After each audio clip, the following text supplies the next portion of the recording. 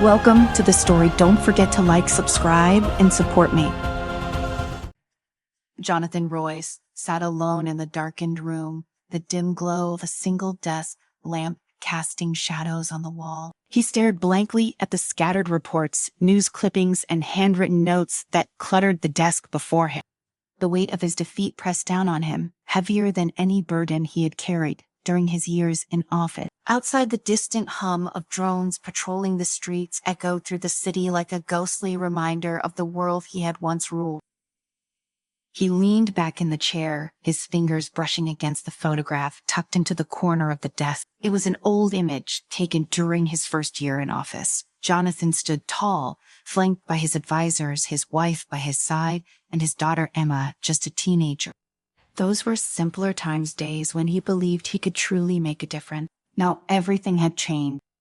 The new order had taken control after his narrow election defeat, and the new government wasted no time in implementing policies that made Jonathan's stomach turn. But it was Project Dominion, the secret experiment he had just learned about, that truly terrified him. The experiment, disguised as a public safety initiative, aimed to control the minds of the citizens, stripping them of their ability to think freely, to dissent, to rebel. It was the ultimate weapon in the hands of those who sought absolute power.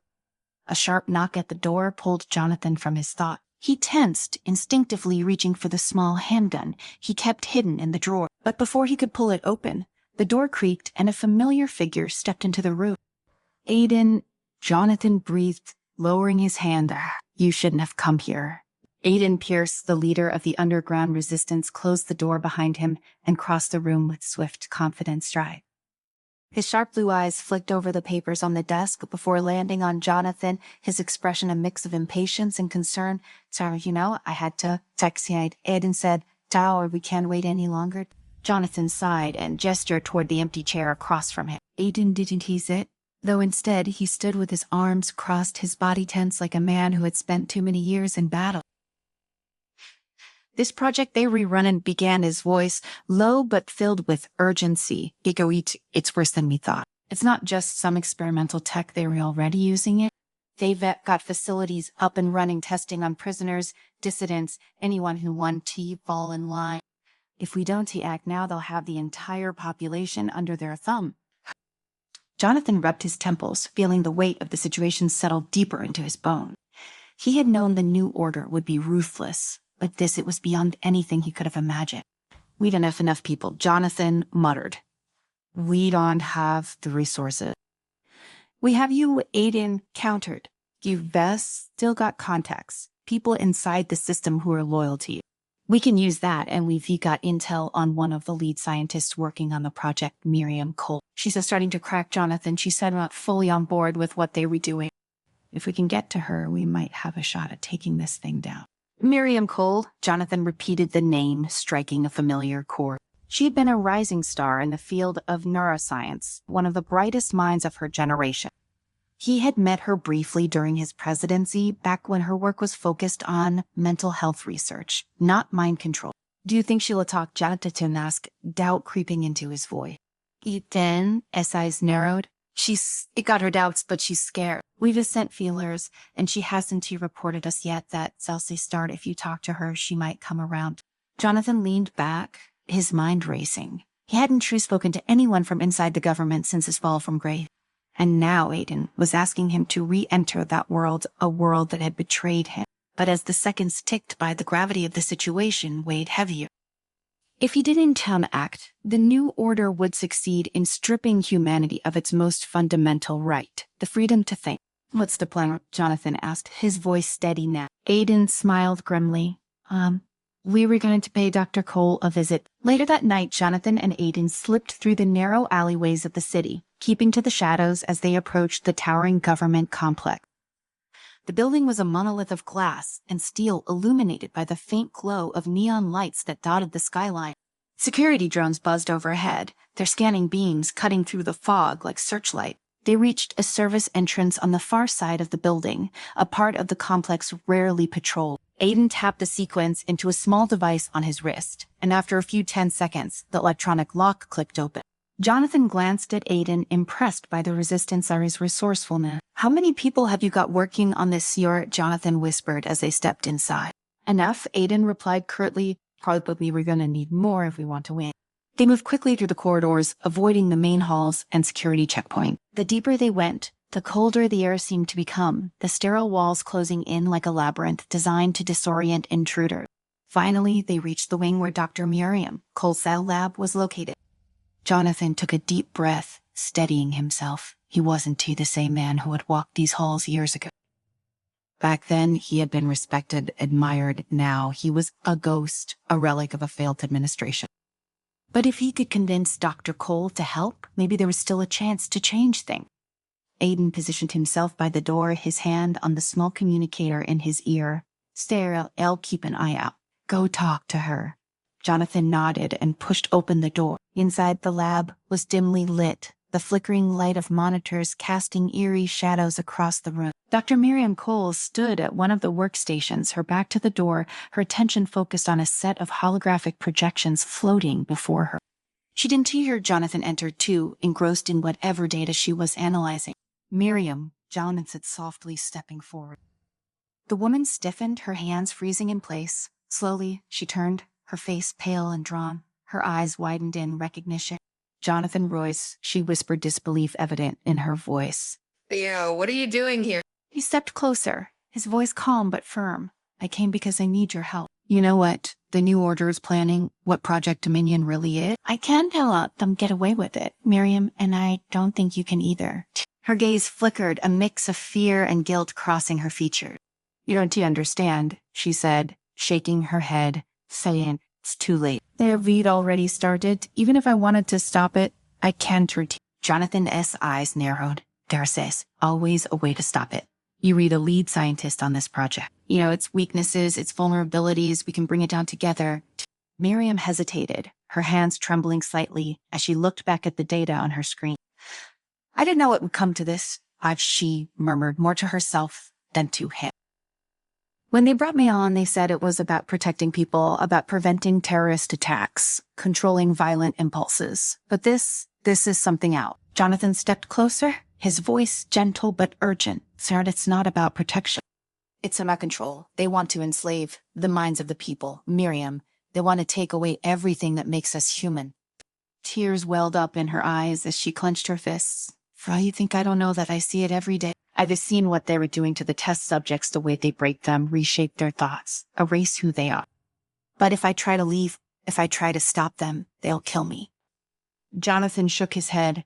"You're not alone. The resistance can protect you. We can help you disappear, but we need your help first. We need to know how to take Project Dominion down."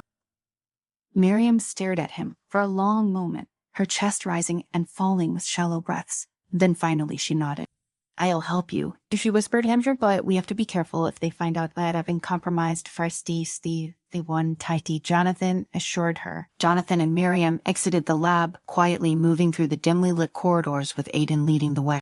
The silence between them was thick with unspoken fears and the weight of what they had just set in motion. Jonathan glanced at Miriam, noting the tension in her posture, the slight trembling in her fingers. He knew she was terrified, and with good reason. There was no turning back now.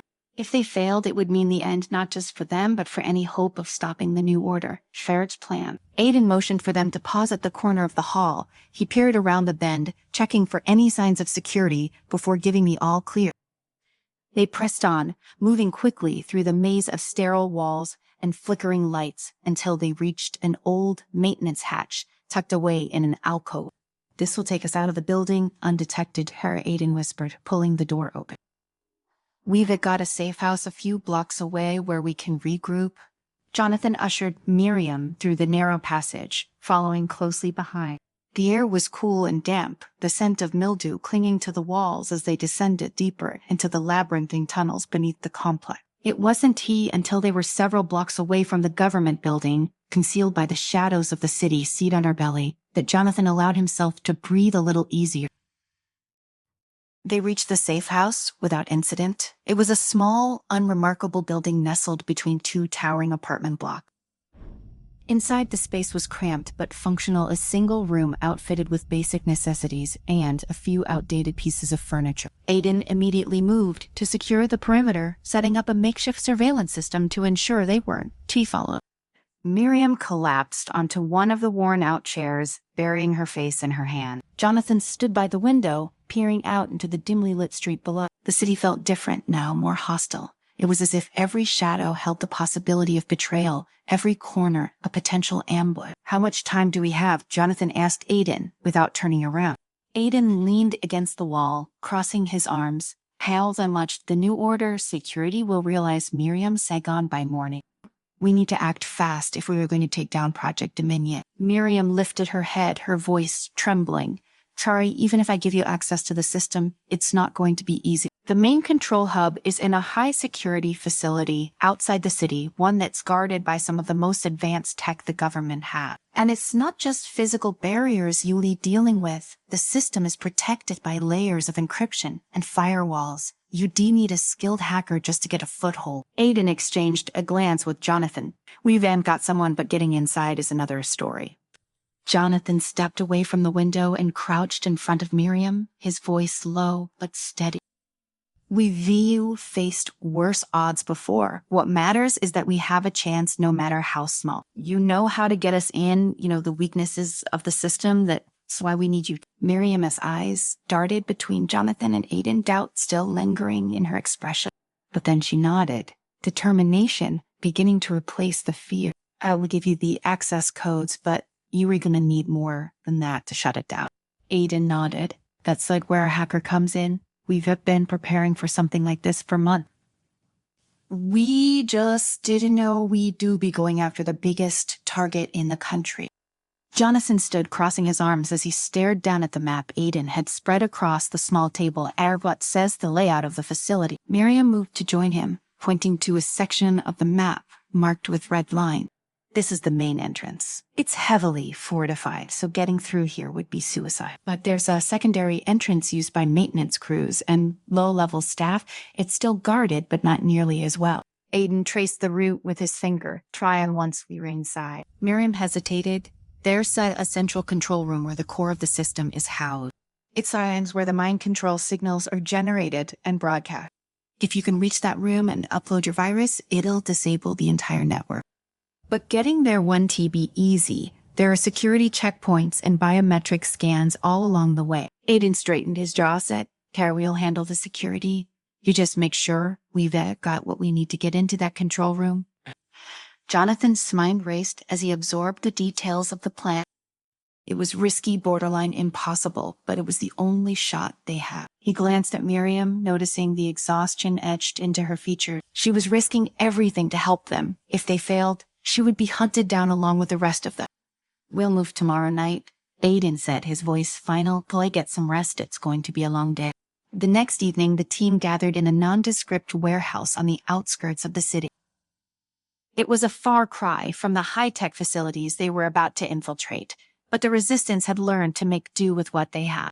Aiden had gathered a small group of trusted fighters, each of them armed and ready for the mission ahead. Jonathan stood with Miriam by the entrance, watching as the team made their final preparation. His heart pounded in his chest, the anticipation building as the reality of what they were about to do set in.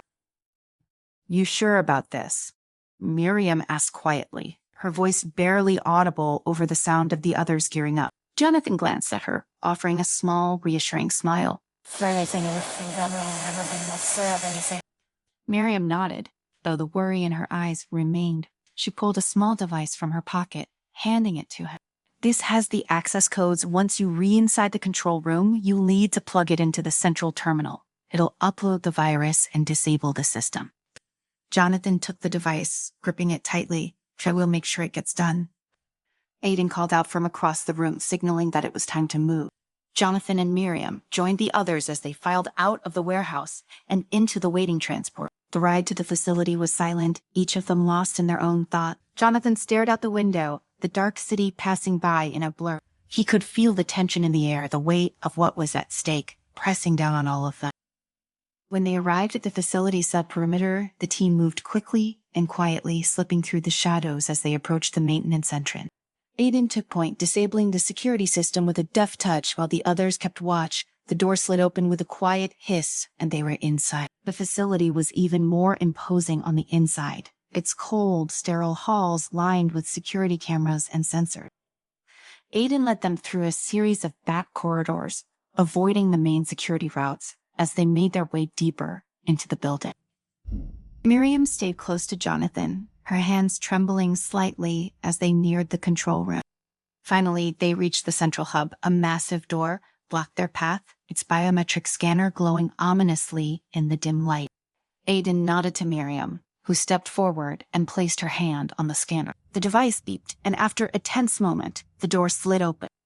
Inside the control room was a maze of monitors and servers, the heart of Project Dominion. Jonathan wasted no time moving to the central terminal and plugging in the device Miriam had given him.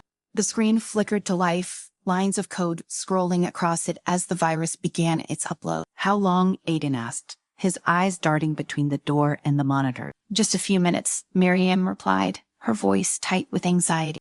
But those few minutes felt like an eternity. The tension in the room was palpable, each second ticking by like a countdown to disaster. Jonathan watched the progress bar on the screen, willing it to move faster. Suddenly an alarm blared, the sound deafening in the small room. Jonathan's heart raced as he looked to Aiden. "Thought they know we were here." Aiden cursed under his breath, drawing his weapon as the door to the control room slid open. Armed guards stormed in, their rifles raised. Chaos erupted as Aiden and his team opened fire, the room filled with the deafening crack of gunfire and the acrid scent of smoke. Jonathan ducked behind a console, his pulse pounding in his ear. He glanced at the terminal, only seconds left until the virus was fully uploaded. But the guards kept coming, their numbers overwhelming the small resistance team. Just as the progress bar reached 100%, a bullet struck the console, sending sparks flying. The screen flickered and died, but not before the virus had completed its task. Jonathan scrambled to his feet, shouting over the noise of the battle. "Siren, we did it. The system sunk down." Aiden barked orders to the remaining fighters, and they fought their way out of the control room, the facility now in chaos as the mind control signals were disabled. As they retreated into the night, Jonathan could only hope that the sacrifices they had made were enough, that the people would now be free to fight back. The war wasn't over, but tonight they had won a battle.